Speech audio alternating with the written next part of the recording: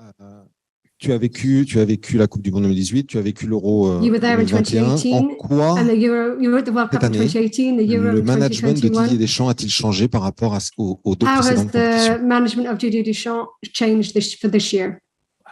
Merci pour cette bonne première question. En quoi le management du coach a-t-il changé? Has the coach's management changed? Je pense pas qu'il ait fondamentalement changé dans ses habitudes, dans ses façons de manager, de gérer l'équipe. Si ce n'est que peut-être je le vois beaucoup échanger avec les joueurs. I see him talk a lot with players.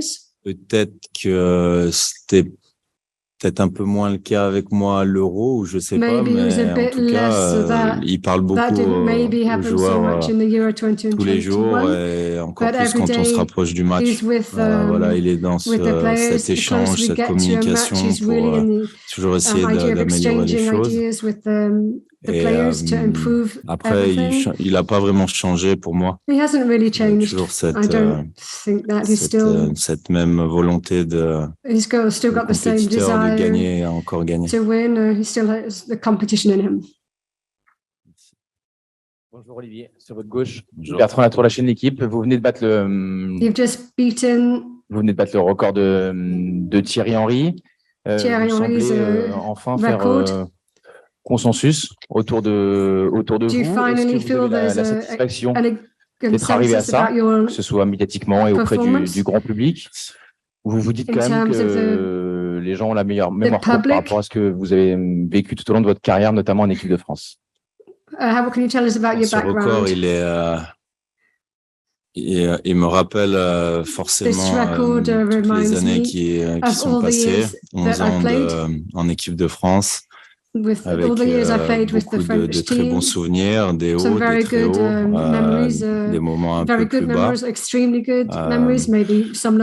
Non, je pense que, comme je le dis bien souvent, le plus important, c'est de donner le bon exemple aussi pour les jeunes, que ce soit dans la vie de tous les jours, les jeunes joueurs de foot, les jeunes joueuses de foot qui veulent réussir, progresser, croire en leurs rêves.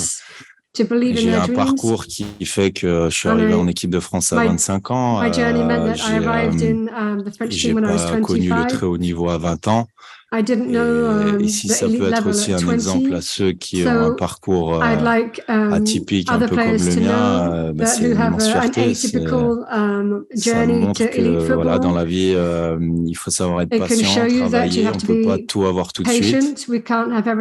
Chose qui est un peu le désir des jeunes d'aujourd'hui. Voilà, avec un petit peu de talent, toujours travailler ses points forts, toujours croire en ses qualités et surtout s'armer d'une résilience et d'une abnégation à toute épreuve. On peut déplacer des montagnes et aujourd'hui, j'en suis très fier d'en être arrivé là. Je ne veux pas m'arrêter là parce que je sais que l'équipe aura encore besoin de moi. Il va falloir que je sois encore décisif. Mais ce 52e, me soulage énormément. D'ailleurs, on le voit sur mon visage au moment où je marque. Je remercie Kylian parce que voilà, beaucoup de personnes me disaient bon allez, c'est pour aujourd'hui. J'avais pas eu l'opportunité contre le Danemark, j'ai pas joué contre la Tunisie.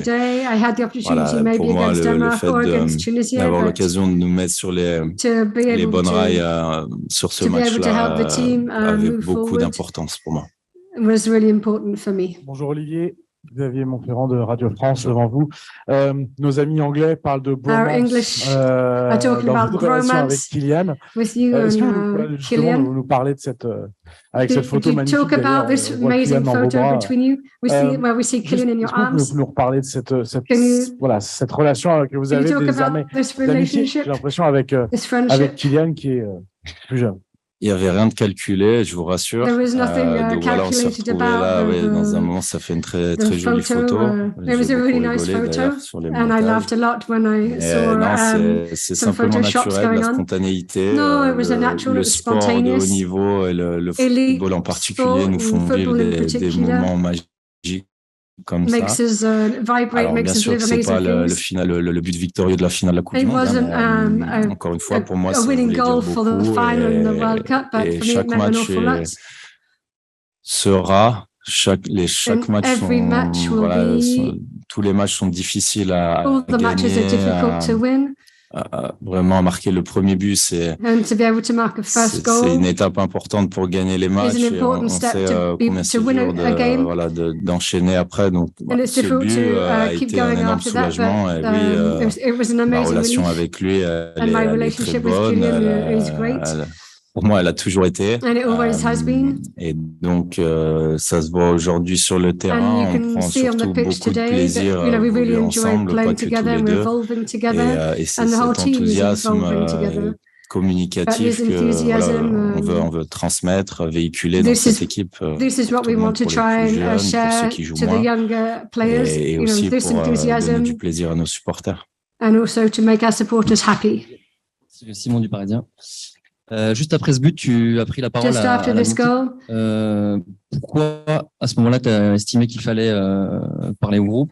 Why did you decide to speak after this goal? Alors, Raph a pris la parole plus longtemps. Il a eu des mots très justes qui, je pense, ont fait mouche dans la tête des mecs. Parce que sur... l'énorme occasion que les Polonais ont eu, on se retrouve assez heureux de ne pas être mené au score à ce moment-là. On a la chance de revenir dans les vestiaires avec un but d'avance, mais il avait à cœur, tout comme Hugo aussi et moi, de mettre une petite piqûre de rappel que rien n'était acquis, qu'on avait simplement marqué ce premier but qui, certes, a son importance, mais qu'il ne fallait pas se relâcher et qu'il fallait corriger certaines choses et retrouver ce bloc, cette solidité, le fait d'être compact. Voilà, ce qui fait notre force aujourd'hui, c'est cette générosité, cette solidarité, cet état d'esprit dans les efforts les uns pour les autres. Et il avait senti qu'à un moment donné, on avait peut-être lâché un peu trop facilement à certains moments, peut-être montré des gestes d'humeur qu'on ne veut pas avoir dans cette équipe parce qu'il ne faut pas oublier que ce que l'on dégage, ce que l'on transmet aussi, de par notre body language aussi sur le terrain, c'est important pour rester positif, quelles que soient les circonstances du match. C'était plus pour remettre un coup de collier et se dire que voilà, c'était maintenant qu'il fallait le faire, c'était pas demain, quoi. Olivier, Benjamin Coirez pour le Parisien devant vous. Bonjour. Petite question sur Adrien Rabiot, qu'on n'a jamais senti avoir autant de constance dans ses performances en équipe de France. Est-ce que justement, vous, en tant que partenaire, vous le sentez libéré aussi en dehors du terrain par rapport à ses débuts il y a quelques années? Et globalement, est-ce que vous partagez le point de vue qu'on a de l'extérieur? On a l'impression qu'il donne l'envie d'être aimé. Est-ce que pour vous, coéquipier, c'est le cas aussi? Merci. Do you have the same impression as us that he wants to be liked? Pour moi, il est naturel, lui aussi, il est lui-même, il est souriant, il est important dans le vestiaire, sur le terrain, comme vous l'avez souligné, il fait un début de Coupe du Monde remarquable. Si je puis dire, il est un peu au fond, au milieu, et il comble les brèches et il a une activité assez impressionnante. Et il a aussi cette capacité de se projeter vers l'avant. Donc, il est un joueur très important pour nous. Je le sens épanoui, comme vous l'avez souligné aussi. Et c'est une chance pour nous d'avoir un mec au milieu comme ça, surtout quand on connaît les absences qu'il y a aujourd'hui dans notre équipe. Donc, on peut compter sur Adrien. Je pense qu'on ne va pas s'arrêter là et va démontrer tout l'étendue de son talent. And I think he's going to show us a lot more in the volume of his game. Patricia Terán from TUDN Digital from Mexico. André Pierre Guignac showed that he called you to congratulate you for being the top scorer of the French team. What do you think about that call of him? Thank you. What do I think about? That call? That call. Okay. I need to wait for the translation. Okay, sorry. Vous avez reçu un coup de fil pour vous féliciter sur le but contre la Pologne. Que pensez-vous du coup de fil? Mais j'ai raté le nom du monsieur qui vous a appelé. Je suis désolée.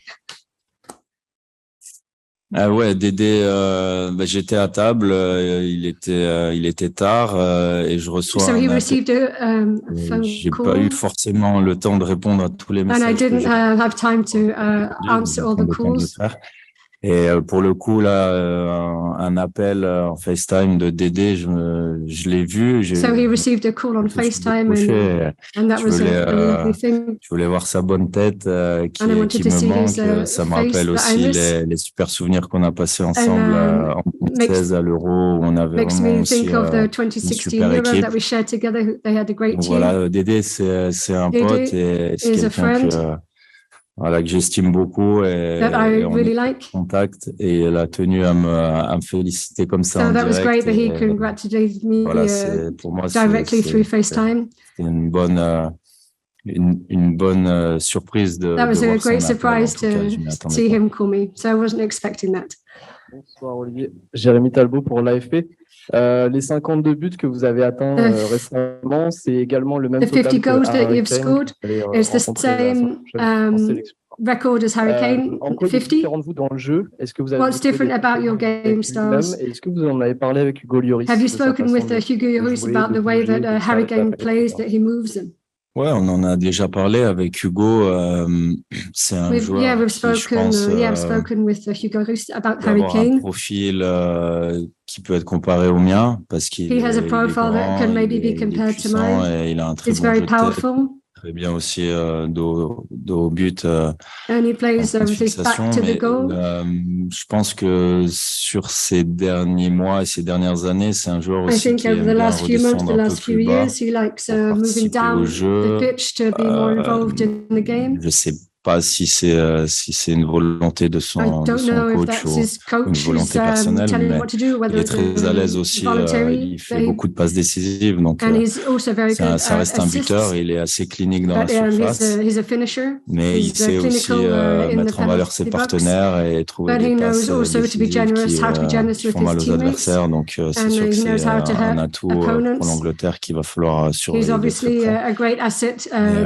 Voilà. Il y a des similitudes, mais on a quand même there's similarities for sure, but we have lots of differences too. Olivier, BBC News. Can you just tell us, you've played with some great strikers in the past through your career. How does Kylian compare to those? And if possible, for your English fans, in English if possible, your thoughts on this current England team. Are you surprised by how they've played here in Qatar? You mean England? England, yes. Faut que j'attende la traduction. Okay. Je sais pas. Vous avez joué avec plein d'attaquants. Comment est-ce que Kylian Mbappé se met sur ce niveau? Et pouvez-vous parler en anglais pour vos fans anglais qui veulent vous entendre vos pensées sur l'équipe d'Angleterre? Alors, pour commencer sur Kylian, je ferai l'équipe d'Angleterre après. We'll speak English. Yeah, Kylian is basically one of the best players I play with. And he's amazing and he's still young, which is scary because he still can improve his game, but he's very efficient, you know, and from the beginning of the competition he's been crucial for us, very decisive, very competitive. He's obviously, if I can say, the best striker I play with in all of the teams I play.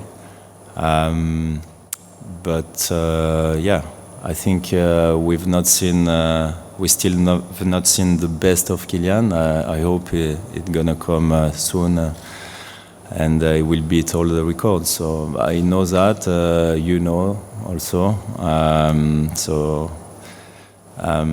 That's it. I think he's unbelievable.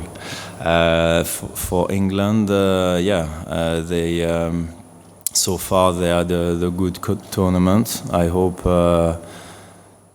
they will have a tough game on Saturday, and I know very well this team, and we say each other. We were talking with Hugo each other regarding this game, and we said, yeah, we don't wanna lose against England. That's a special game for us, but yeah, we are looking forward for this game. They have so many great players, a young generation, like us, if I can say. I think they have quality but quantity also in the squad, so they have different options. It will be a nice game to watch, I think, interesting, and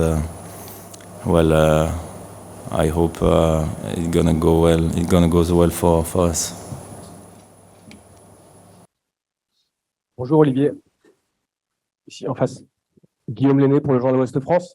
Donc je parlais un peu de l'Angleterre et I just want to talk about the England team dans le match pourrait se dérouler samedi. And how the match can go on la Saturday. Clé de ce match-là pourrait se situer sur les côtés. Of this match is going to be on the wings. L'Angleterre est très fort sur les ailes. England is very strong in the wings. Aussi. Il y a beaucoup de vitesse en fait. You're very good, you're very fast. Est-ce que tu penses and you've got a lot of amplitude? Se fera dans ce match-là. Do you think the match will be on the wings? Les profils des joueurs sur les côtés. I think the profiles of the players on the wings. Qui sont capables de percuter, de prendre les espaces. C'est plus rare de voir dans l'axe des joueurs avec ces qualités. Par exemple, Kane qui joue dans l'axe. Ou encore moi pour l'équipe de France. Après, il y a des joueurs incroyables dans tous les compartiments du jeu. Ce sera peut-être l'une des clés du match. And I think it might be a key in this je dirais que la vérité du terrain dans les deux surfaces fera la différence. Il faudra être très solide défensivement et bien boucher les couloirs, effectivement, mais pour eux aussi dans leur surface, parce que ça va très vite aussi chez nous. Donc, en effet, ça peut être l'une des clés du match, mais pas que. C'est une équipe aussi très complète, qui sont aussi surtout dangereuses sur coup de pied arrêté, avec beaucoup de taille, de présence devant le but, des bons joueurs de tête. Donc, il n'y aura pas que les côtés à surveiller, en tout cas. Bonjour Olivier. Vincent Garcia à l'équipe. Ton entraîneur, Guy Stéphane, disait tout à l'heure que le côté émotionnel n'avait aucune prise sur Kylian Mbappé. Est-ce qu'il a toujours été comme ça Has he always been like that? Est-ce qu'il a toujours été aussi détaché? Est-ce que c'est assez courant chez les sportifs de haut niveau, chez les footballeurs de haut niveau? Does this happen a lot with elite aussi zen et aussi détaché avant des grandes rencontres? Chacun sa personnalité, chacun sa façon d'aborder les grands rendez-vous. C'est sûr que c'est plus facile d'évoluer sur le terrain en étant détaché, en dédramatisant, si je puis dire, l'événement, en essayant de ne pas prendre en compte l'importance de l'événement. If we can try without taking away the importance of the match, but it's important to be serene, lucid, calm, composed. Pourquoi aussi il parle pas beaucoup dans la presse? Je pense qu'il veut surtout se concentrer sur le terrain. I think he doesn't speak so much outside to the press. Il parle peu, donc il parle peu, mais il se concentre sur ce qu'il a à faire sur le terrain. Et c'est très bien comme ça. Et s'il se sent bien dans sa tête, grâce à ça aussi, c'est tant mieux pour nous. En tout cas, il est en pleine forme et j'espère qu'il va continuer à être aussi détendu. At the moment, he's on great form, and I hope he continues playing well for us. Or I should say, France's all-time top scorer. Usually, when a nation loses one key player, there's a lot of fuss and disruption. France have lost so many: Benzema, Pogba, Kanté. The list goes on. But you've dealt with it with no fuss, and you have players like Griezmann playing on the right of midfield to serve this team. Is that the story of this France squad, self-sacrifice and everybody pulling together to make sure those absences aren't the story? Vous avez perdu beaucoup de joueurs, Pogba, Benzema par exemple. Votre équipe a pu s'adapter. Griezmann sur la droite, les nouveaux joueurs en milieu. Est-ce que ça, c'est l'histoire de l'équipe de France aujourd'hui, l'équipe qui s'adapte? En français ou en anglais? English? Okay. Well, yeah, I think we've been very strong from the beginning of the competition because we stick together. We have a great squad, a great team cohesion.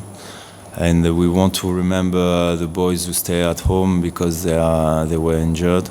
As I said for my first press conference, we are all together, we stick together, we are thinking about them, and we are winning also for them. So yeah, it's kind of a family, you know, our national team.